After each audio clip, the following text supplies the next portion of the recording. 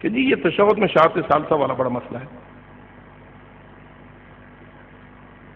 یہ بات آپ فرمائیے کہ رسول اکرم کے دور مبارک سے لے کر آج تک جو نماز شیعہ میں پڑھی گئی ہے وہ من گھڑت ہے یا ائمہ والی نماز؟ جی مثلا آپ ہاتھ کھول کر نماز پڑھتے ہیں جبکہ اکثریت ہاتھ باندھ کر پڑھنے والوں کی ہے. آپ نے ہاتھ کیوں کھولے؟ آپ کو کیسے پتا چلا کہ ائمہ ہاتھ کھولتے تھے؟ آپ نے خود کسی امام کو دیکھا؟ جی یہ کیسے آپ کو پتا چلا؟ اسی تسلسل سے نا علماء کے ذریعہ اور نسلاً بعد نسلاً جو نماز ائمہ ہدی علیہ الصلوۃ والسلام سے منتقل ہو کر ہم تک پہنچی، ہم یہ سمجھتے ہیں کہ یہی شیعہ کی نماز ہے. ٹھیک ہے، اس شیعہ والی نماز میں 1400 سال میں یہ شیعہ علی ولی اللہ کے قائل تھے یا نہیں؟ کیا شیعہ وہ ہوتا ہے جو علی ولی اللہ کا قائل نہ ہو؟ جی جتنے بھی ہاتھ کھول کر نماز پڑھتے رہے اثنا عشریوں میں سے وہ علی ولی اللہ کے قائل رہے یا نہیں؟ علی ولی اللہ دل میں ایمان اس پہ رکھتے رہے یا نہیں؟ آذان میں کہتے رہے یا نہیں؟ اقامت میں کہتے رہے یا نہیں؟ تشہد میں کیوں نہیں کہا؟ کیا تشہد میں ان 1400 سالوں میں کہا گیا؟ ہم نے نکالا ہے تو ہمارا جرم ہے. ہم نے اگر اشہد ان علی ولی اللہ کے لفظیں تشہد سے آ رہی تھی ہم نے نکالی ہیں پھر تو آپ ہمیں مجرم بنائیں. میرا سوال یہ ہے کہ گزشتہ 1400 سال کے شیعوں کے ہاں تشہد میں اشہد ان علی ولی اللہ کیوں نہیں تھا؟ کیا وہ شیعہ نہ تھے؟ کیا وہ علی ولی اللہ پر ایمان نہیں رکھتے تھے؟ جی رکھتے تھے، شیعہ تھے، نماز پڑھتے تھے. جو نماز نہیں پڑھتے تھے ان کی بات کو چھوڑو.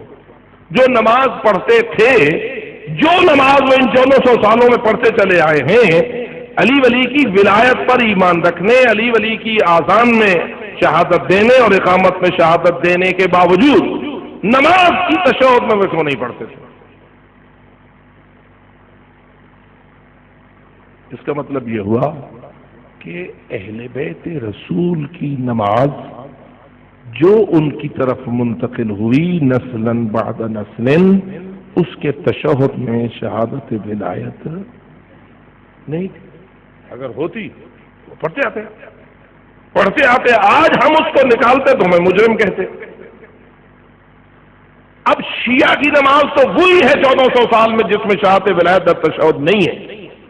آج اگر تم داخل کرنا چاہتے ہو تو تم ثبوت مہیا کرو نا.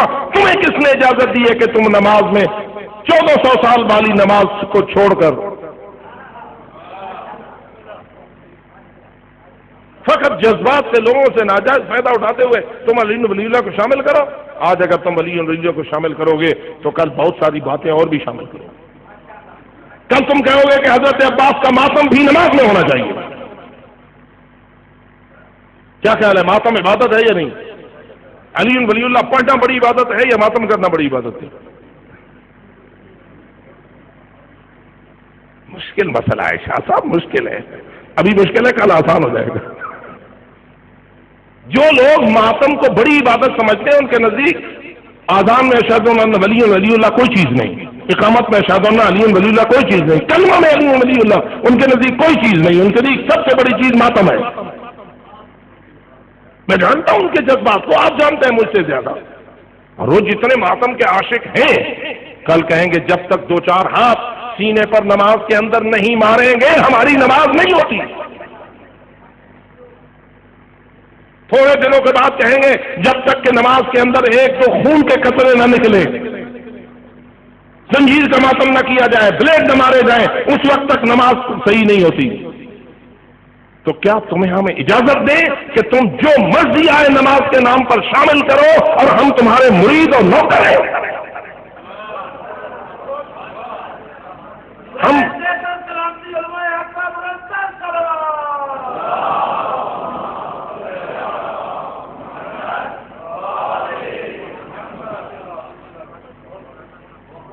ہم کسی کے لیے نماز نہیں پڑھتے، ہم اللہ کے لیے نماز پڑھتے ہیں.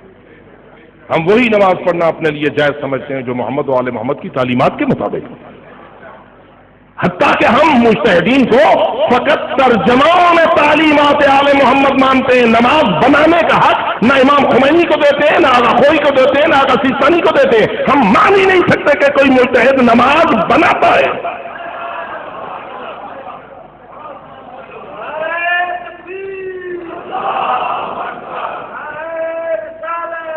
یا رسول اللہ،